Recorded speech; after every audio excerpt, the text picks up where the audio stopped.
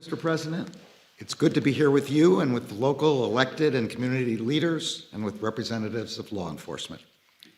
Protecting our communities from violent crime is a top priority for the Department of Justice and one of our most important responsibilities. I'm glad the President brought us together today to discuss a subject of such importance to the public we serve. As our participants in today's roundtable have noted, the increase in violent crime in 2020 and early 2021 is deeply troubling. That is why last month, the Justice Department launched a comprehensive violent crime reduction strategy.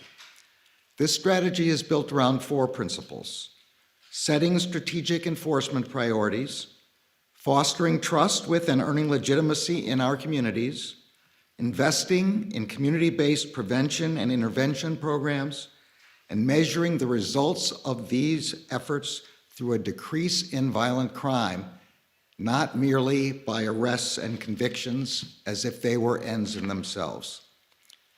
Now, we know that the lion's share of violent crime reduction work is shouldered by our state, local, tribal, and territorial law enforcement partners.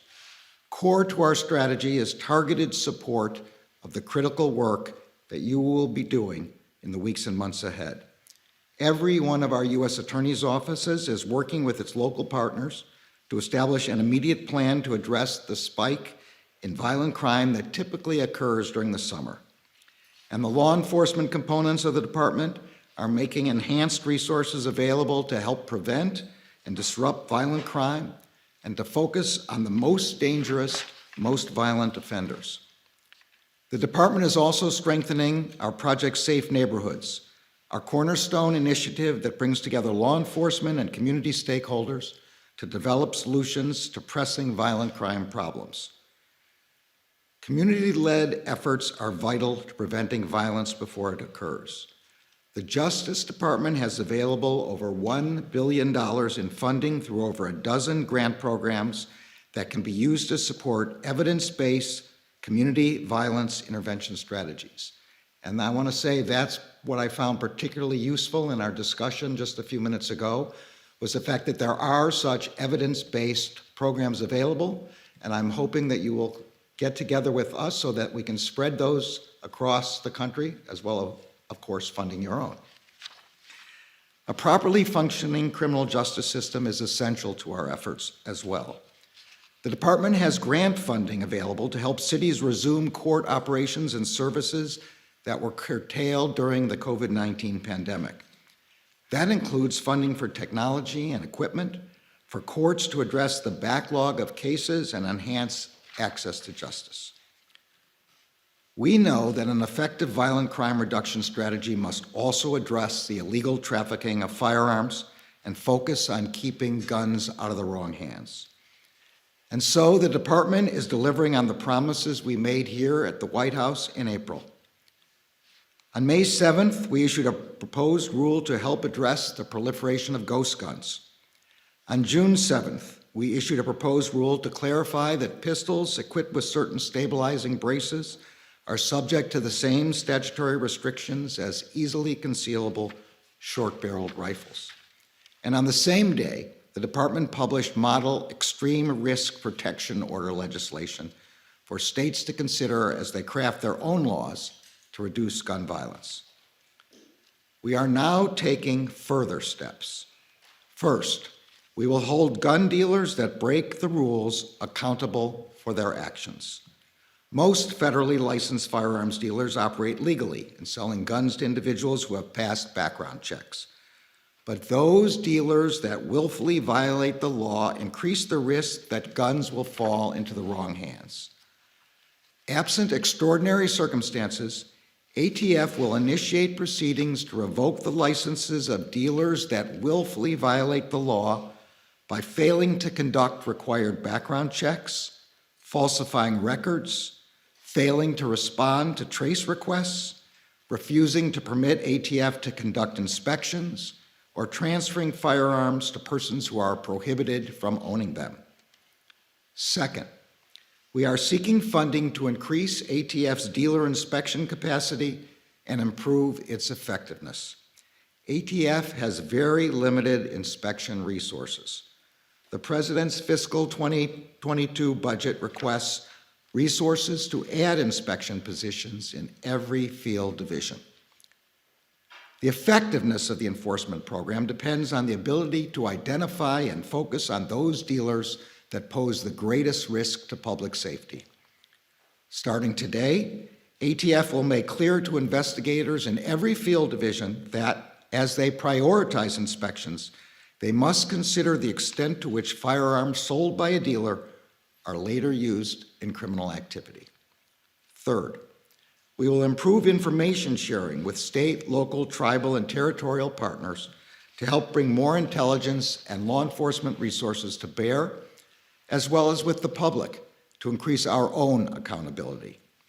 Today, ATF has a point of contact in every field division to receive information from mayors, police chiefs, and other local leaders about firearms dealers they believe are acting unlawfully. And starting next month, ATF will begin sharing inspection data with the 16 states that license or regulate firearms dealers themselves. Also beginning next month, ATF will publicly post information about inspection frequency and outcomes disaggregated by field division, providing for enhanced transparency and accountability. Fourth, we are launching a concerted effort to crack down on gun traffickers.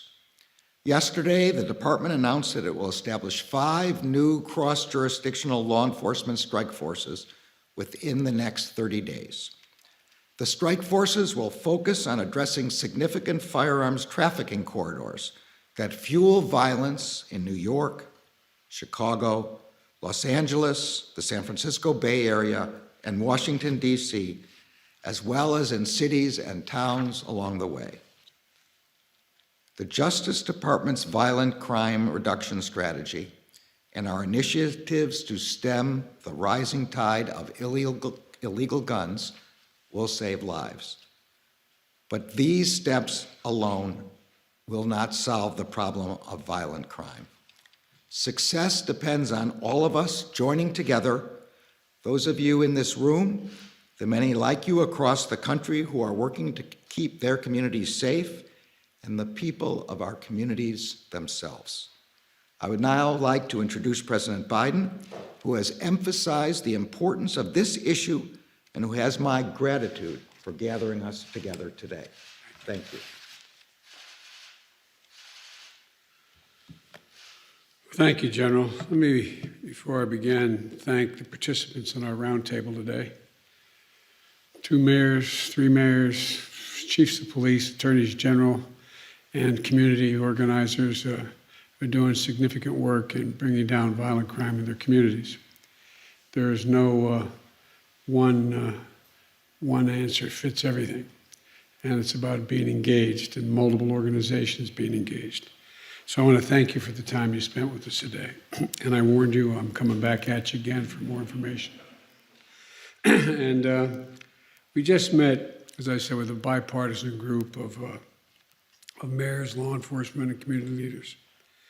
And we discussed a comprehensive strategy that I'm releasing today to combat the epidemic of gun violence and other violent crime that we've been seeing in our country for far too long, that has spiked since the start of the pandemic over a year ago. Crime historically rises during the summer, and as we emerge from this pandemic, with the country opening back up again, the traditional summer spike may even be more pronounced than it usually would be. For folks at home, here's what you need to know.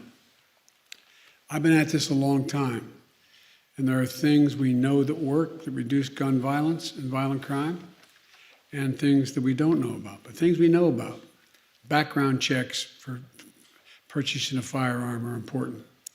Ban on assault weapons and high-capacity magazines. No one needs to have a weapon that can fire over 30, 40, 50, even up to 100 rounds, unless you think the deer are wearing Kevlar vests or something. Community policing and programs that keep neighborhoods safe and keep folks out of trouble. These efforts work, they save lives.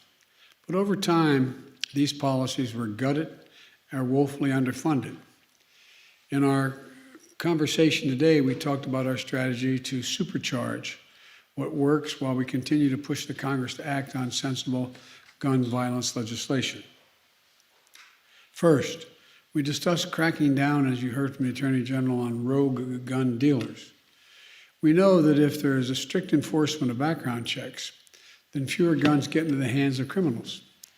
Background checks have thus far kept more than 3 million guns out of the hands of felons, convicted felons, fugitive, domestic abusers, and others prohibited from being able to purchase a gun. And there's still too many loopholes in that system.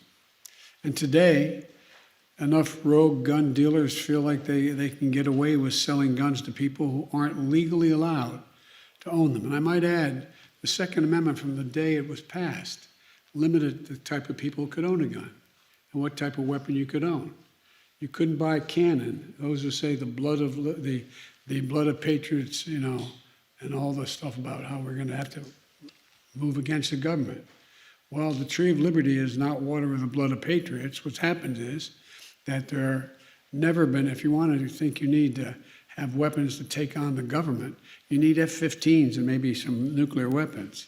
The point is that there's always been the ability to rationally limit the type of weapon that can be owned and who can own it. The last time we had data on this issue of who was purchasing guns was more than 20 years ago. 5% of gun dealers, turns out, in the study we did, showed that 90% of illegal guns were found at the crime scenes sold by 5% of gun dealers. 5% sold 90% of the guns found at crime scenes. And these merchants of death are breaking the law for profit. They're selling guns that are killing innocent people. It's wrong, it's unacceptable. As the Attorney General said, we're going to crack down on those gun dealers and the violent criminals they knowingly arm. In April, I announced that the Justice Department is going to be issuing an annual report on gun trafficking so we can update that data. Today, the department is announcing, as I just did, a major crackdown on stem the flow of guns used to commit violent crimes. It's zero tolerance for gun dealers who willfully violate key existing laws and regulations. Let me repeat, zero tolerance. If you willfully sell a gun to someone who's prohibited from possessing it, if you willfully fail to run a background check, if you willfully falsify a record, if you willfully fail to cooperate with the tracing requests or inspections, my message to you is this: we'll find you, and we will seek your license to sell guns. We'll make sure you can't sell death and mayhem on our streets. It's an outrage. It has to end, and we'll end it, period. Second, we discussed disrupting illegal gun trafficking. Now, the gun lobby wants you to believe that cities that are had the toughest gun laws still have the highest rates of gun violence, as was pointed out by the group we had today in our roundtable.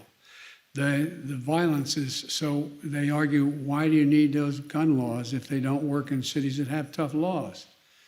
Don't believe it. Here's the truth. Today's conversation with Mayor Scott of Baltimore, for example, echoed what we know to be the case and hear from mayors all across the country. Mayors have the power to help shape and enforce the laws in their cities, but they can't control the laws in neighboring cities and states, even though the gun legally bought there often ends up in their streets. Mayor Scott says that 80% of the guns in Baltimore were acquired outside the city. Outside the city. There's little he can do about that. So we have to act. As part of our strategy, the Justice Department is creating 5 new strike forces to crack down on illegal gun trafficking in the corridors supplying weapons to cities like New York, Chicago, Los Angeles, Washington, D.C., and the Bay Area. With these strike forces, local and federal law enforcement and prosecutors are going to be able to better coordinate the prosecution of illegal gun trafficking across city and state lines. So, illegal guns sold from the back door of a gun shop in Virginia don't end up in a murder scene in Baltimore. And if they do, then local and federal law enforcement can better coordinate to trace illegal gun sales back to a shady gun dealer and hold them accountable. Police Chief Murray of the Police Chief Murphy, Paul of Baton Rouge, Louisiana, talked about how he's coordinating more closely with the Bureau of Alcohol, Tobacco, and Firearms, the ATF, and the Federal Bureau of Investigation, the FBI, to help take on criminal organizations committing violent crimes in the city. This kind of coordination is essential to keeping the weapons of war out of the hands of dangerous criminals, fugitives, and gangs, as well as organized crime. Third, we discussed historic funding for states, cities, and counties, and tribes for law enforcement and crime prevention. You know, they've not only had to fight this pandemic, they've also had to deal with economic crisis that has decimated their budgets, forced them to cut essential services, including law enforcement and social services. And amid the COVID-19 pandemic, they've had to deal with a second public health crisis, gun violence. The American Rescue Plan, which we passed in the first 100 days of my administration, is providing much needed and historic relief to bring back those law enforcement jobs and social service jobs. Much of this relief has already arrived. The rest is on its way. And we're now providing more guidance on how they can use the $350 billion nationally that the American Rescue Plan has available to help reduce crime and address the root causes. For example, cities experiencing an increase in gun violence were able to use the American Rescue Plan dollars to hire police officers needed for community policing and to pay their overtime. Mayors will also be able to buy crime-fighting technologies like gunshot detection systems to better see and stop gun violence in their communities. They can use the funding to scale up wraparound services for the residents as well, including substance abuse and mental health services that we know will make a difference in prevention of crime. Here's another example that reminds me of the old saying my mom used to use. She said, "An idle mind is a devil's workshop." Well, school's out for the summer. Teenagers are in tough neighborhoods. No jobs, more trouble. We know summer jobs, training, and recreation for young people work. They help make sure young people pick up a paycheck instead of a pistol. One study found in Boston Summer Jobs Program for Youth Reduction reduced violence crimes by 35% in Boston. Another study found that a program that offers high school students in Chicago a good summer job and an adult mentor and behavioral therapy led to a 45% drop in violence. We can invest in more of these programs with the American Rescue Plan. And here's another thing states, cities, counties, and tribes can do with that funding. When someone finishes their time in prison, we can't just continue to give them $25 and a bus ticket. They end up right back where they started and got them in trouble in the first place. Or no option for being able to provide for access to public housing, or for schools, or for mentors to help them find their way, and the stuff that prevents recidivism and helps them integrate into society. That's changing with guidance and we're issuing today. The American Rescue Plan funding can help formerly incarcerated people get skills training, apprenticeships, and work experience so they can gain stability and security and a chance for a better life rather than going back to exactly what they left. Attorney General Greenwald of New Jersey and Mayor Daniela Levine Cava of Miami-Dade talked about their efforts to lift up the kinds of community programs that reduce gun violence, keep communities safe, and make real positive difference in people's lives. And for folks at home, the American Rescue Plan, which is a once-in-a-generation investment to reduce violence in America, is available. I'm proud of it. It means more police officers, more nurses, more counselors, more social workers, more community violence interrupters to help resolve issues before they escalate into crimes. It means we go after the people who flood our streets with guns and the bad actors who decide to use them to further terrorize the communities. It means saving lives. And Congress should in no way take away this funding. It's already been appropriated. In fact, a few weeks ago, the bipartisan United States Conference of Mayors, the National League of Cities, National Association of Counties, they all came out forcefully against efforts to reclaim American Rescue Plan funds that have already been allocated to the states, cities, and counties and tribes. This is not a time to turn our backs on law enforcement or our communities. Fourth, we discussed the need to support community violence intervention. These are local programs that utilize trusted messengers, community members and leaders to work directly with people who are most likely to commit gun crimes or become victims of gun crimes. We know who they are. They intervene before it's too late, these interrupters. Turn down the temperature, halt the cycle of retaliation, connect people to social services, and it works. Community violence intervention programs have shown a reduction in violence of up to 60% in many places. We heard from 2 community leaders that do this work. Eddie, thank you for coming from Chicago. You were really, quite frankly, it was impressive, your presentation. And Devon Bogan from Richmond, California. Eddie was formerly incarcerated for gun homicide, and Devon lost his brother to gun violence. And Eddie worked as a violence interrupter. Now he runs a program that provides high-risk men with cognitive behavioral therapy to help them react to the impulses by slowing down rather than following through on the violence. It puts them in paid jobs to change their trajectory. The program has reduced shootings by 40%. Devon runs a program across California and 6 other states that enroll high-risk individuals in peace fellowships, complete with intensive mentoring and social services. It's saving lives. In Sacramento, for example, 91% of the participants stayed away from gun violence. States and cities should invest in American Rescue Plan funds in those kinds of anti-violent crime programs. And today I'm announcing that the White House will be working with 15 jurisdictions that are doing exactly that, from Baltimore to Baton Rouge to Memphis to Minneapolis, to build up their community violence intervention programs starting this summer.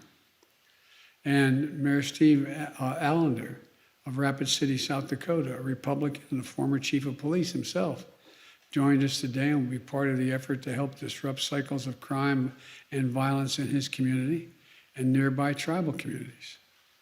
We need more mayors to follow, and I'm going to be keep pushing for more of these proven programs, which are part of the American Jobs Plan in my budget. Fifth, and I'll close with this, we talked about the lives we lost, have already been lost, and the lives that we can save. We talked about how much pain and loss so many people have experienced, and so many people have now accepted as their fate here in America. We have an opportunity to come together now as Democrats and Republicans, as fellow Americans, to fulfill the first responsibility of government on our democracy, to keep each other safe. Enough. That means Congress passing sensible gun prevention, violence prevention initiatives makes sense. Background checks, ban on assault weapons, repeal of the liability shield for gun manufacturers. It means the Senate reauthorizing the Violence Against Women Act, my proudest legislative accomplishment, to close the so-called boyfriend loophole. It's boyfriend and stalking loophole to keep guns out of the hands of abusers. We added the provision saying if you have a stay-away order, you are stalking someone and you're told that has to stop, you can't own a weapon. Every single month, an average of 57 women are shot and killed by an intimate partner. We can help stop that. It means confirming my outstanding nominee to lead the the ATF, David Chipman. It's been without a leader for a while. The top job has been unconfirmed for much too long. A career and distinguished ATF official for 25 years, David is eminently qualified for the job that we desperately need to fill. As Vice President, I pushed hard to lift the freeze on gun violence research at the Center for Disease Control, the CDC. Guess what? Why should they not be able to study gun violence and what causes it? But there's been a block on it. I want to unfreeze that.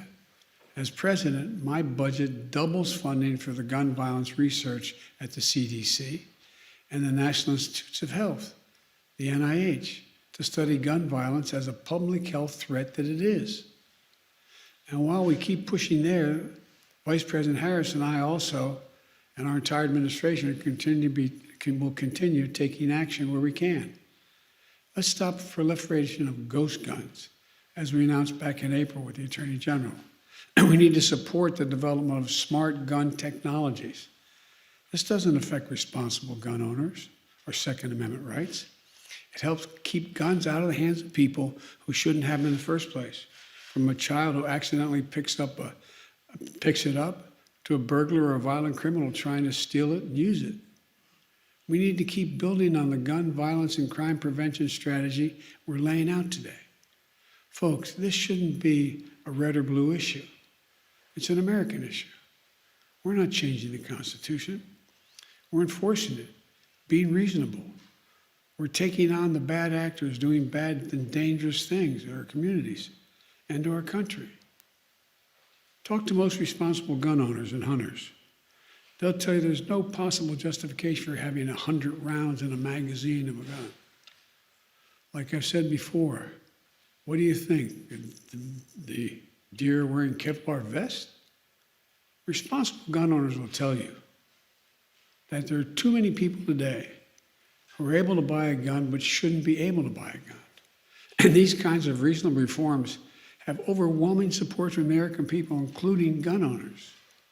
The bottom line is this: let's show the world and show ourselves that democracy works, that we can come together as one nation.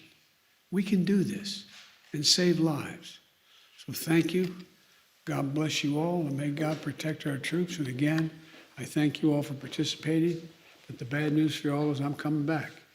I need your continued help. So thank you very, very much. In general, thank you. Mr. Appreciate President, are you still holding out hope that Congress can pass another assault weapons ban? I never give up hope. About the bipartisan infrastructure deal that's been released. I'll tell you that when I get the final numbers tonight. Mr. President, what do you feel is the most effective thing that government can do to change the mindset of those who feel compelled to pull the triggers of these guns? By being engaged in a whole range of programs we talked today, everything from mental health programs to engaging people early on and letting them know there's other options. Making sure that when a child is young, they have access to real education. They get started off on the right foot. Making sure that when someone gets out of prison, they're not denied public housing. They don't have to go back under the bridge where they're living before, that they're able to get help for health care, et cetera. And re-engaging them in the neighborhood, giving them some hope, some opportunity. And in the meantime, making sure that those folks who are taking advantage of them by taking advantage of their situation are in fact held accountable. Thank you all so much.